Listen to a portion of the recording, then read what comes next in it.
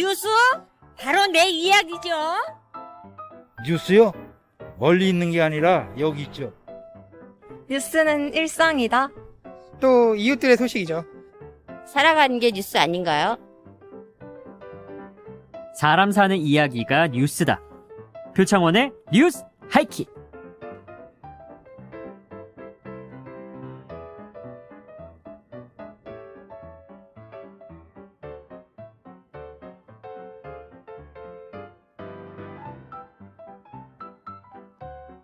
오늘의 표정. 대검찰청에 따르면 작년 한 해 동안 총 47만 건의 사기, 무고, 위증 등의 거짓말 범죄가 발생했습니다. 역대 최고 기록입니다. 우리는 불신 사회에 살고 있고 이로 인한 사회 비용은 천문학적입니다. 거짓말은 사실 인간의 본능 중 하나입니다. 어린이들이 잘못을 저질렀을 때 자기 스스로를 보호하기 위해 가장 쉬운 선택인 거짓말을 하게 되죠. 심리학에서는 이를 방어 기제라고 합니다. 하지만 거짓말이 들켜 오히려 더 혼나게 되고 저지른 잘못보다 이를 감추려는 거짓말이 더 나쁘다는 교육을 받으면서 거짓말이 아닌 솔직함, 정직을 택하는 용기를 배우게 되죠. 이 과정을 우리는 사회화라고 부릅니다. 가정과 학교 그리고 사회의 사회화 체계가 얼마나 잘 이루어졌는지에 따라 거짓말과 거짓말 범죄의 발생 빈도가 달라집니다.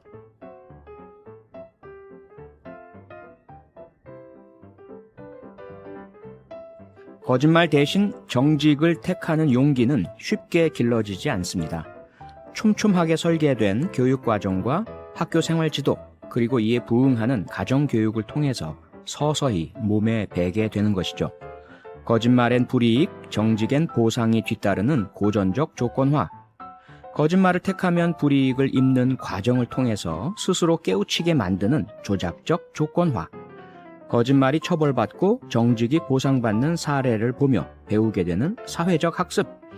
이러한 3단계 사회화 장치가 잘 작동할 때 그 사회엔 거짓의 총량이 줄어들게 됩니다. 이제부터라도 솔직한 사람, 정직한 사회를 위한 노력을 시작해야 합니다.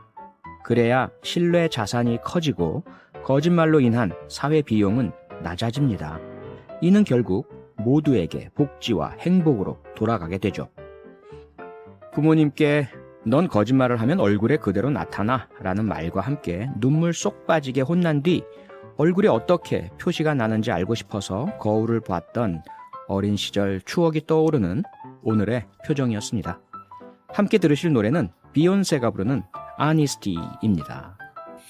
If you search for tenderness, it isn't hard to find. You can have the love you need to live. But if you look for truthfulness, you might just as well be blind. 비욘세가 부른 Honesty, 정직 듣고 오셨습니다. 5391님, 저도 아이들 키우면서 거짓말은 정말 나쁘다고 얘기하면서 키웠지만 아이들은 자신도 모르게 그 순간을 모면하기 위해 거짓말하게 되죠. 다만 어른들이 그걸 너무나도 잘 안다는 거죠. 크크, 그러게나 말입니다. 편집장 대 편집장으로 돌아옵니다. 여러분은 지금 퇴근길 넘버원 프로그램 표창원의 뉴스 하이킥을 듣고 계십니다. 국내 최고 주간지들의 표지기사 맞대결. 편집장 대 편집장. 네, 주간지 배틀 편집장 대 편집장 시작하겠습니다. 한겨레 21의 정은주 편집장, 그리고 일일 명예 편집국장, 시사인의 김연희 기자. 오늘도 변함없이 나오셨습니다. 두 분 안녕하세요. 네, 안녕하세요. 네, 우리 정은주 편집장님은 상당히 피로에 지친, 막 얼굴에 트러블도 나고 그러셨어요. 예, 요새 거의 잠을 못 자고 아이고. 새벽에 계속 일하고 그래서 네네네. 지금 몰골이 말이 아닙니다. 유튜브 시청을 안 하시는 조건으로 오늘 방송을 해야 될 것 같은데요. 그건 안 되고요. 네, 김연희 기자님은 일주일 어떻게 보내셨어요? 네, 저도 비염이 심해져가지고 아이고. 지금 좀 코맹맹이 소리가 나는데 양해를 부탁드리겠습니다. 이게 대한민국 대표적인 시사주간지 두 편집장님이 이렇게 과로에 시달리시면 안 되는데. 뭐 독자들께 기자들은 좀- 얼마나 과로를 하고 있겠어요. 편집장들이 이러는데. 아하. 저는 사실 기자들- 기자라는 점. 네. 기자들은 오히려 편하지 않으실까? 네, 정원주 편집장님, 한겨레 21에서 디지털 성범죄 끝장 프로젝트 이거 시작하셨네요. 아, 이제 그 텔레그램에서 퍼지는 성착취 이야기를 한겨레가 보도한 지가 딱 1년이 아, 1년 됐네요, 벌써. 네, 네. 1년이 됐고요. 처음에는 네. 사실은 그렇게 큰 주목을 못 받았어요. 근데 이제 4개월 후에 이제 박사 조주빈, 뭐 각각 문영욱 이런 가해자들이 이제 경찰에 붙잡히면서 그때 이제 언론의 관심이 확 쏠렸었죠. 네. 근데 언론이라는 게 이제 제가 여기서 일을 한 20년 가까이 하다 보니까 네. 금방 뜨거워지지만 또 금방 식잖아요. 예. 그래서 제가 4월에 한겨레 21 편집장을 맡으면서 이제 후배들하고 함께 얘기한 게 이 사건을 좀 더 깊이 넓게 보는 그런 디지털 아카이브를 한번 만들어 보자. 아카이브. 네, 아. 그래서 이 사이트 이제 지금 오늘 오픈을 했고요. 그래서 네. 들어가 보신 분들은 좀 아시겠지만 굉장히 방대한 양의 저희가 8개월 동안 준비한 결실이 이제 일부 여기에 담겨 있고요. 네. 그리고 이제 이번에 이제 오늘 26일이 박사 조주빈의 1심 선고일이에요. 네, 네. 이제 그거를 예고하고 저희가 준비하진 않았는데 이제 1년에 맞춰서 하다 보니까 또 그게 이제 마침 맞춰져서 아마 많은 분들이 더 관심을 가질 것 같은데 예. 이 모든 이야기를 담은 통고노가 다음 주에 나옵니다. 통고노가. 네, 다음 주에 좀 더 자세한 얘기 전해드릴 수 있을 것 같습니다. 예, 오늘은 거의 예고편이셨네요. 네. 자, 그럼 이런 한겨레 21의 시도 김현희 기자는 어떻게 보셨습니까? 아예 죄송합니다. 좀 더 비판적으로, 공격적으로 가능하다면. 아니 정은주 편집장님이 그 몇 주 전에 이런 걸 준비하고 있다고 미리 말씀을 해주셨었는데 예. 그때 기대했던 것보다 훨씬 더 멋있는 홈페이지가 나온 것 같고요. 들어가 보셨어요? 네, 네. 아카이브? 오늘 아주 SNS에서 많이 바이럴이 됐던 그래요? 그런 페이지거든요. 그래서 청취자분들도 꼭 한 번씩 보시면 좋을 것 같습니다. 네. 그냥 뭐 이렇게 비판 좀 해달라고 부탁드렸더니 홍보를 하고 계십니다. 뭐 잘하는 거는 잘한다고 너무 할 수밖에 많은 없죠. 양이 한꺼번에 들어있어서 보기 힘들다. 아, 너무 많아서. 스스로 네. 예. 자아 비판을 하시는. 자, 예. 그런데 이게 끝장 프로젝트니까 빨리 끝내야 좋은 거잖아요. 그렇죠. 예. 예, 저희가 이제 원래 목표는 진짜 성범죄가 없어질 때까지 아하. 하겠다. 그래서 예. 끝장 프로젝트라는 이름을 지었고요. 네. 예, 당연히 없어지는 그날이 되는 게 가능한 빠르면 좋으니까요. 네. 예, 저희도 그런 날이 빨리 왔으면 좋겠습니다. 예. 우리 정원주 편집장의 그 건강을 위해서라도 이 디지털 성범죄자들이 반성하고 그만두고 손 털고 그랬으면 좋겠습니다. 자, 한겨레 21에서는 그러면 이번 주 커버 스토리 한번 보면 장애인 대상 범죄 판결문의 3년치 전수 분석을 하셨던데요. 이런 그 프로젝트를 시작하신 어떤 이유가 있으셨던가요? 저희가 2018년 3월로 아마 기억하실 것 같은데 잠실야구장 노예 사건이라는 게 있었어요. 기억나요. 예. 그 잠실야구장에서 10년 가까이 노동을 했는데 네. 결국 뭐 거의 돈을 못 받았다. 뭐 이런 사건이었죠. 그래서 그 분을 저희가 인터뷰를 했었어요. 그래서 그 이후에 도대체 어떻게 됐는지를 추적한 적이 있는데 예. 결국 그 고용주도 뭐 속망망이 처벌로 끝났고 그리고 그거를 이제 방치했던 친형도 불기소 처분이 됐고 결국 그래서 정말로 흐지부지 됐네요. 흐지부지 된 사건이 됐다는 거를 알았고요. 그래서 예. 그 이후로 이 장애인 학대에 대해서 저희가 계속 관심을 갖겠다 이런 말씀을 드렸었는데 그때 이제 그런 인연들이 되어서 이제 장애인 학대 예방이나 이제 피해자 지원을 하는 이제 중앙 장애인 인권 옹호 기관이라는 곳이 있어요. 네. 그곳에서 2017년서부터 3년간 장애인 학대 판결문 1,210건을 분석을 했다. 1210건. 네, 그 보고서를 갖고 있는데 예. 한번 보도를 한번 같이 해보자. 아하. 이렇게 제안이 와서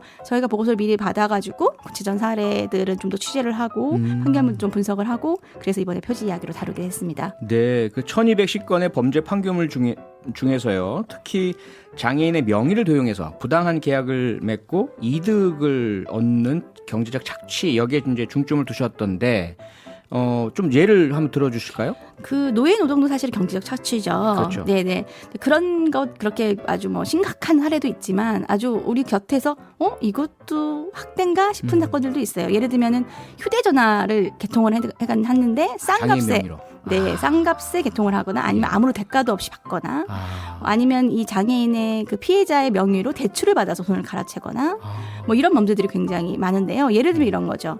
우리 길거리 가다 보면 휴대전화 사라는 호객행위들 많잖아요. 네. 근데 딱 보니까 직접 장애인인 것 같다. 그러면 휴대폰을 하나만 파는 게 아니라 몇 개를 더 파는 거죠. 그래서 어떤 경우에는 20대 직접장애인 사람이 휴대전화 9개, 태블릿 PC 2개, 인터넷 PC, 뭐 TV 서비스 이런 것까지 다 한꺼번에 가입한 사례들이 있고요. 아하. 예를 들면 이런 경우도 있습니다. 어떤 장애인이 이제 출퇴근길에 어떤 고등학생들하고 이제 친해져요. 그럼 고등학생들이 휴대전화 잠깐 빌려달라. 네. 그러고는 소액 결제를 하는 거죠. 그래서 뭐 120만 원어치 소액 결제를 하고 이제 자기의 정보는 다 지워버리는 거죠. 그럼 누군지 굉장히 찾기가 어렵잖아요. 예. 이제 이런 식의 일상적으로 직접 장애인이라는 것을 알고 악용하는 사례들이 있더라고요. 아, 정말 고약하네요. 이렇게 장애인들의 취약성, 뭐 지적장애도 그렇지만요. 장애인 취약성을 이용해서 이득을 얻는 범죄 계속 발생을 하는데 앞서 이제 장애인 학대라는 표현을 쓰셨어요. 근데 이러한 범죄를 학대라고 규정한 게 겨우 8년 전이라면서요? 그러니까 2012년 10월에 이제 장애인 복지법이 개정이 되면서 예. 장애인 학대라는 개념이 비로소 이제 도입이 됐거든요. 그래서 이 법을 보면 장애인 학대를 신체, 정신, 정서, 언어, 성적 폭력, 뭐 가혹행위, 경제적 착취, 유기, 방임 이런 행위들로 규정을 하고 있는데요. 네. 그래서 그때서부터 이 법에 따라서 이제 전국의 시도에 학대 접수를 할 수 있는 곳이 생기고 피해자 지원을 할 수 있는 기관들도 생기게 된 거죠. 아, 예. 그러니까 아동 학대, 노인 학대 이런 이제 얘기들도 하고 법도 생기고 했지만 장애인 학대는 겨우 8년 전에서 비로소 네, 그 법이 개정이 됐네요. 되면서 도입이 된 거죠. 아하. 장애인들은 사실은 이게 그런 범죄 피해를 당하면 경제적인 피해도 있지만 상당히 좀 심리적으로 이게 신뢰가 배신당한 거잖아요. 그래서 마음도 많이 다칠 것 같은데. 마음이 네. 크게 다치죠. 그쵸. 그래서 이제 그걸 이제 무기력함을 느낀다 이렇게 표현을 하는데요. 그러니까 직접 장애인들은 사실 다른 사람들의 도움이 많이 필요한 삶이잖아요. 그걸 스스로도 알고 있고 그래서 가까운 사람들이 항상 주변에 있는데 이 가해자라고 불리는 사람들이 그래서 가족이거나 활동 지원사거나 정말 가까운 사람일 경우가 많은 거예요. 그러면 그 경제적 착취가 일어났을 때 물론 돈도 이런 것도 큰 상처지만 자기가 믿었던 사람에게 배신을 당하는 경험이잖아요. 예. 그러니까 굉장히 무기력감과 굉장히 신뢰의 문제가 생기고요. 또 한편으로는 아까 예를 든 고등학생들처럼 예. 자기에게 친절하게 다가온 어떤 사람에게 굉장히 호의를 베풀었던 경험이 결국은 그렇게 경제적 착취나 학대로 네. 돌아오니까 그러니까 사회에 대한 신뢰도 굉장히 떨어지게 되는 거죠. 그러니까요. 근데 이런 범죄 피해를 당한 장애인들이 구제받는 것도 쉽지 않다면서요? 그렇죠. 우선 생각을 해보면 범죄인지 스스로 깨닫는 게 굉장히 어렵죠. 처음에 모르고 그렇죠? 네. 한참 지나서 남이 알아줘서야 범죄인 줄 알고. 그렇죠. 그렇게 된 경우에 신고를 하게 되면 증거들이 거의 안 남아 있는 경우가 많죠. 예. 그런데 이제 경제적 착취라고 하면 또 경찰에 신고한다고 해서 바로 경제적으로 회복되는 게 아니잖아요. 예. 그럼 또 민사 소송을 또 맞아요. 해야 되는 거잖아요. 근데 예. 그 민사 소송을 또 직접 장애인들이 직접 수행한다는 게 어렵죠. 굉장히 어렵죠. 예. 네. 그러니까 요즘, 이게 뭐 너무 산인 거죠.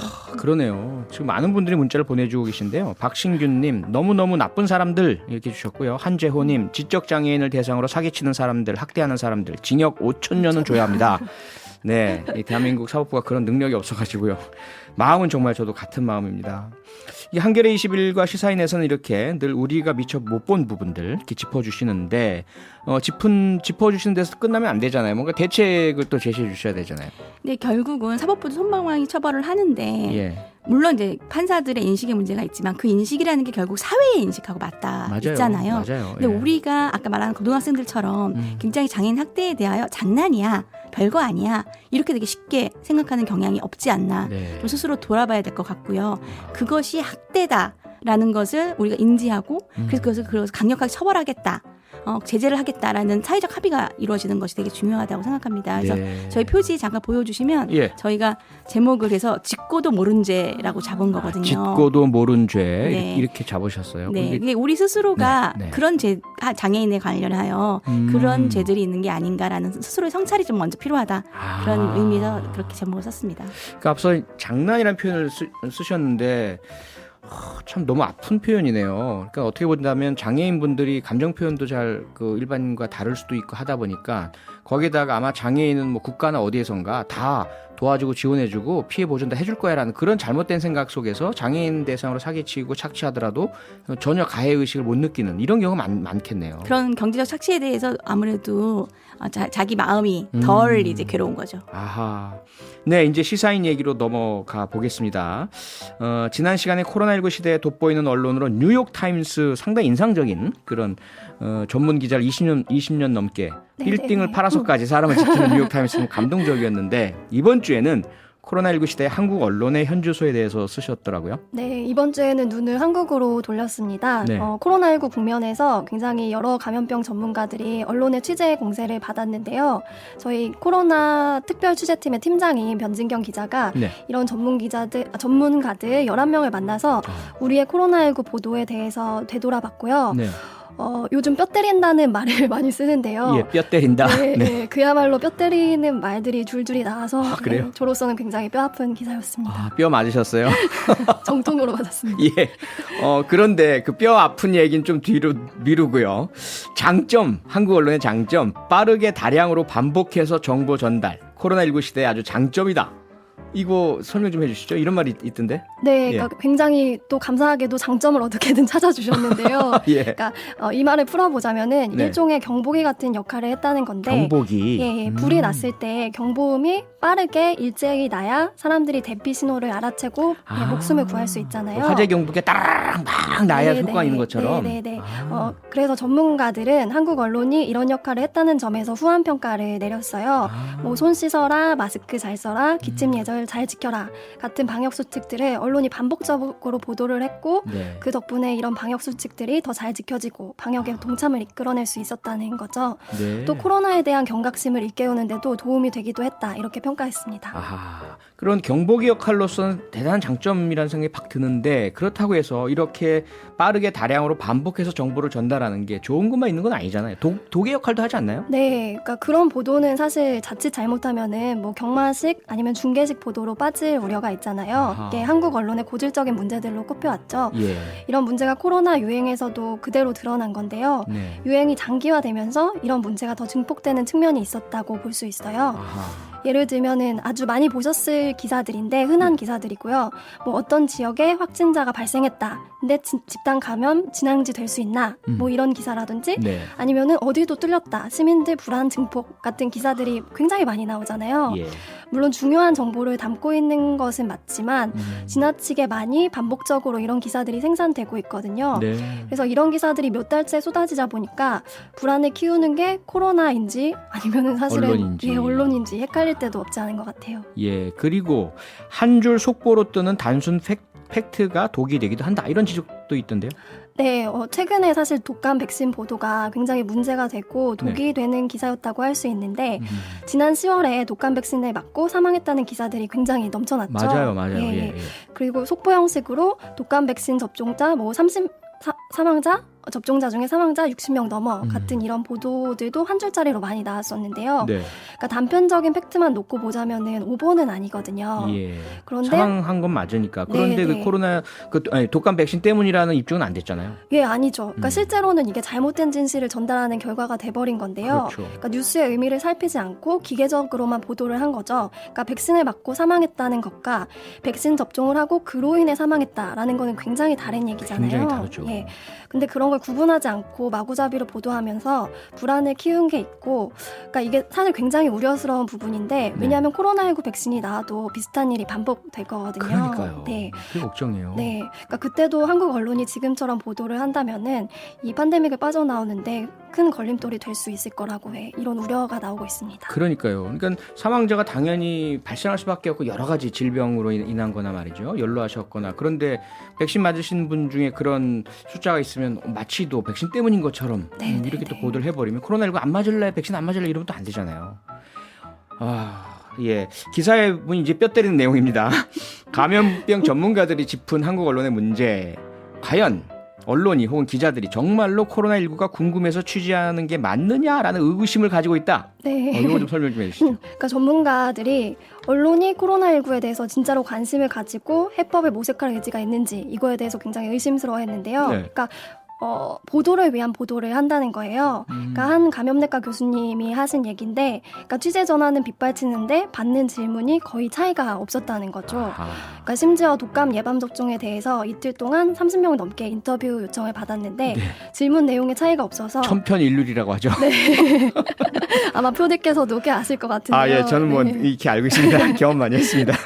그래서 미리 적어둔 답변을 네. 문자로 붙여넣기에도 문제가 없을 정도였다. 이렇게 말씀을 하시더라고요. 그러니까 또 예. 한편으로는 미리 정해둔 답을 유도해서 본인이 하고 싶은 얘기를 전문가의 권위를 빌려서 하려는 취재 경향이 있다라고 맞아요. 예, 굉장히 정확하게 지적을 해주시기도 했고요. 네. 그러니까 그 외에도 뭐 여러 가지 언론 취재에 대해서 말씀을 해주셨는데, 그러니까 저로서는 기자들이 왜 그렇게 할 수밖에 없는지 이해가 되는 측면이 없지 않지만 그렇죠. 그래도 좀 많이 창피하더라고요. 네, 너무 경쟁적이라서 기자들도 참 전 이해를 하기 때문에 그런 질문에도 다 답을 해드리긴 했는데 어쨌건 자, 그러면 대책 부분인데요. 지난주에 뉴욕 타임스 보도 내용에 대한 것들은 이제 과학적이고 신뢰할 만하고, 오히려 코로나19 시대 유료 독자들이, 온라인 독자가 막 엄청나게 늘었던 이런 것들과 지금 이 뼈 때리는 한국 언론의 현주소에 대한 기사 비교를 해보시면서 과연 우리는 이 팬데믹 상황에서 더 나은 보도를 하려면 무엇을 어떻게 갖춰야 할까? 이 부분 좀 짚어주시죠. 네, 사실 저는 이거는 제 개인적인 의견이기도 한데요. 예. 그러니까 어떤 구체적인 조건들을 꼽기 이전에 언론계 전체가 우리의 코로나 보도가 어땠는지 돌아볼 필요가 있다는 생각이 들거든요. 네. 그러니까 코로나19 보도가 사실은 굉장히 난이도가 높은 보도였다는 생각이 들어요. 아하. 그러니까 왜냐하면 모두 처음 겪는 일이고 예. 뉴스가 계속해서 진화하고 있었거든요. 또 처음에는 뭐 무증상 감염도 안 되는 줄 알았다가 사실은 되는 거였잖아요. 맞아요. 네. 예. 그래서 초기에는 실수가 있고 우왕좌왕할 수 있지만 지금은 10개월이 지났잖아요. 네. 그동안 코로나19에 대한 그런 우리의 지식 수준도 많이 높아지고요. 그렇죠. 그러면은 그 시간 동안 언론 보도는 많이 나아졌는가? 아하. 저는 아니라고 보거든요. 네. 그러니까 그 당시 수준에서 크게 벗어나지 못했는데 왜 그런지 좀 치열하게 자성을 할 필요가 있고, 예. 그래야지 또 2021년에는 더 나은 보도를 할 수 있지 않을까 아하. 생각이 듭니다. 우선은 돌아보고 자성을 해야 한다. 뭐 네네네. 이런 말씀으로 벌써 마무리할 시간이 다 돼서요. 4936님이 이런 문자 주셨어요. 기사 쓰시면서 뼈 때리셨겠지만 기자님들 힘든 목소리가 제 뼈를 때리네요. 표디님, 기자님한테 보양식 좀 사주세요. 아, 예, 제가 사드리도록 한번 노력을 해보겠습니다. 다음 주에는요, 김현희 기자님 대신 다른 분이 오신다면서요? 예, 저희가 그래서 이 문제로 예. 이후 주제로 시사인 저널리즘 컨퍼런스를 열거든요. 아하. 예, 11월 30일 예. 다음 주 월요일 오후 5시고요. 네. 네, 그 지난주에 살짝 언급했던 뉴욕타임즈 과학 보도를 이끌고 있는 칼 짐머 기자가 예. 기조 강연을 할 아, 예정이니까요. 그래요? 직접 와서? 아니요. 온라인으로. 코로나 시대니까. 아, 그렇구나. 네. 예, 그래가지고 네. 지금 특급 대타를 섭외했는데요. 네. 시사인 경제팀의 김동인 기자가 다음 주에 출연할 예정이고요. 예. 이분이 왜 특급이냐? 네. 저희끼리는 사실 중림동의 1타 강사라고 부를 정도로 정말요? 예, 굉장히 방송도 잘하시고 강연도 잘하십니다. 굉장히 긴장해야 되는 상황이군요. 제가. 저도 아니, 몰라요. 긴장이 됩니다. 근데 뭐 대타 홈런도 있지만 대타 삼진도 있고요. 대타 병살타도 있습니다. 네. 과연 제가 이 자리를 기대하겠습니다. 지킬 수 있을지. 예, 어쨌든 김현희 기자 다음 주 행사 잘 하시고요. 2주 후에 뵙고, 정은주 편집장님은 다음 주에 좀 쉬시고 네, 예, 네, 힘찬 목소리로 네, 와주셨으면 밝고 맑게 다시 오겠습니다. 네, 기대하겠습니다. 두 분 고맙습니다. 예, 감사합니다. 95.9 MBC 라디오. 지금 이 방송을 듣고 계신 청취자 여러분의 퇴근길 혹은 출근길을 저 표디가 책임을 지고 있다면 서울 지하철 5호선에는 안내방송으로 승객들의 마음을 책임지고 있는 기관사가 있다고 합니다. 답심리 승무사업소의 양원석 기관사인데요. 얼마 전에 서울교통공사가 뽑은 올해의 최우수 방송왕에 선정이 됐다고 해서요. 이 시간에 만나보려고 합니다. 네, 양원석 기관사님 안녕하세요. 아, 네, 안녕하십니까? 네, 올해의 최우수 방송왕 되신 거 축하드립니다. 아, 네, 감사합니다. 네, 오늘도 지하철 운행하셨어요? 네, 오늘도 오전 운행 그리고 오후 운행까지 마치고 잘 퇴근했고요. 매번 운행을 하지만 오늘 하루도 아무 일도 없이 무사히 끝난 게 참 다행이라고 생각합니다. 아, 무사 안전 운행을 하셨네요. 네, 오늘도 아무 사고 없이 잘 네. 마치고 왔습니다. 아, 축하드립니다. 그럼 오늘도 안내방송 직접 하셨겠네요? 네, 그렇습니다. 아침에 실시했습니다. 어떤 안내방송 오늘은 하셨습니까? 네, 오늘 아침에 했던 방송 그대로 읽어드리겠습니다. 네. 네, 승객 여러분 안녕하십니까? 간밤에 잠은 잘 주무셨습니까? 피곤하신 몸 이끄시고 아침에 출근하신다고 대단히 고생 많으십니다. 특별히 오늘은 한파주의보가 예정되어 있어 옷차림 단단히 하셔야겠습니다. 게다가 코로나 관련 사회적 거리두기가 2단계로 격상되었습니다. 방역수칙 또한 잘 지키셔야겠습니다. 11월의 마지막 주입니다. 11월도 마무리 잘 하시고 오늘 하루도 알차게 시작하시기 바랍니다. 가시는 목적지까지 안녕히 가십시오. 오, 저보다 더 잘하시는데요. 아유, 아닙니다. 슬쩍 질투가 나는데. 네, 그러면 이 원고는 직접 쓰시는 거예요? 네, 제가 직접 만든 원고입니다. 오, 아니 그럼 매일매일 다르게 쓰셔야 할 텐데 그 문구나 표현 이런 것들은 뭐 어떻게 다 이렇게 혼자 창의하시진 않으실 거 아니에요? 어디선가 보고 메모도 하고 참고도 하실 거 아니겠어요? 네, 보통은 이제 제가 출퇴근을 할 때 대중교통을 탈 때도 있고 자가용을 탈 때도 있습니다. 네. 네, 자가용을 타면서 이제 라디오에서 나오는 어떤 생활 정보 아니면 이제 공익 광고에 나오는 좋은 멘트를 기억해 놨다가 방송에 활용을 하기도 하고요. 네. 그다음에 기사나 아니면 인터넷 등을 참고해서 방송 문안 작성에 도움을 주고 있습니다. 혹시 뉴스 하이킥도 조금의 좀 보탬을 드린 적이 있었던가요? 아직은? 네, 알겠습니다. 네. 예. 네. 그럼 모든 정류장에서 이런 안내 방송을 내보낼 수는 없을 거고요. 주로 언제 어디에서 이 안내 방송 들을 수 있는 거죠? 일단 안내 방송이 크게 두 가지가 있습니다. 예.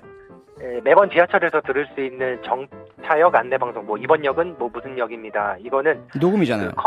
녹음 네. 방송이고요. 그쵸, 그다음에 뭐 마스크 착용 권고 방송, 아니면 열차 질서 유지 그런 기타 필요시에 해야 되는 방송은 직접 승무원이 마이크를 들고 육성으로 방송을 하고 있습니다. 예. 예, 저 같은 경우는 그런 방송 외에도 주로 출근 시간대나 퇴근 시간대에 이렇게 제가 하고 싶은 이야기를 전달을 하는 편이고요. 예. 저희 5호선에서 사람들이 가장 많이 또 타고 내리시는 분들이 많은 역이 뭐 광화문, 여의도, 뭐 천호, 분자 이런 역들을 좀 꼽을 수 있고 보통 이런 역들에서 방송을 또 많이 하고 있습니다. 아하. 근데 앞서도 살짝 들려주셨지만 이 그냥 딱딱한 뭐 역 무슨 역 이런 안내만이 아니라 날씨 또는 하루의 일과 뭐 코로나19 거리두기 단계 향상 이런 것들을 섞어서 상당히 생생한 이야기를 전해주시는데 이런 방송을 하면 어떨까라는 생각 어떻게 하시게 된 거예요? 제가 이제 기관사가 되기 전에 저도 한 명의 승객이었습니다. 그래서 취업을 준비하면서 이제 지하철을 타고 이동을 하는 중에 우연히 다른 노선에서 방송을 듣게 됐습니다.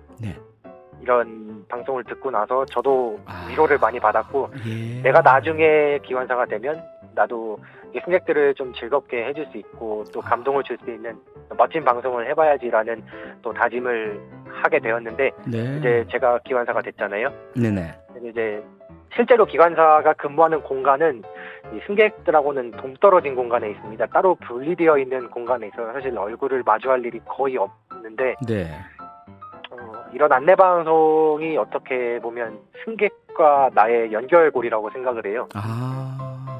그러니까 저랑 같으시네요.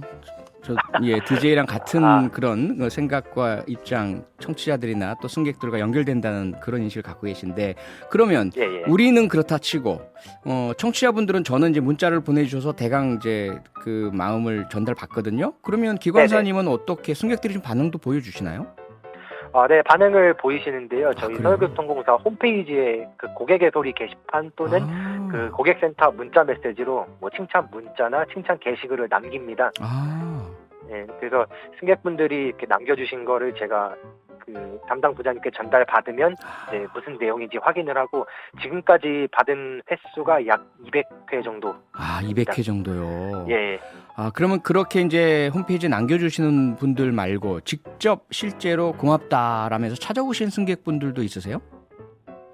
네, 그런 적이 한 번 있었는데요. 작년 수능 때 이제 아침 시간에 운행을 하게 됐는데 그때는 조금 좀 특별한 방송을 좀 준비를 했습니다. 특별한 방송을 좀 준비를 했는데 그때 안내 방송을 마치고 정거장에 도착을 했는데 그 모녀분이 직접 오셔가지고 손에 음료수를 하나 주시면서 감사했다고 이렇게 전해 들으면서 참 저도 되게 기분이 좋았었습니다. 아니 특별한 방송이라고 하셨는데 어떤 내용을 방송하셨길래 그렇게 음료수를 들고 모녀가 직접 찾아오셨어요?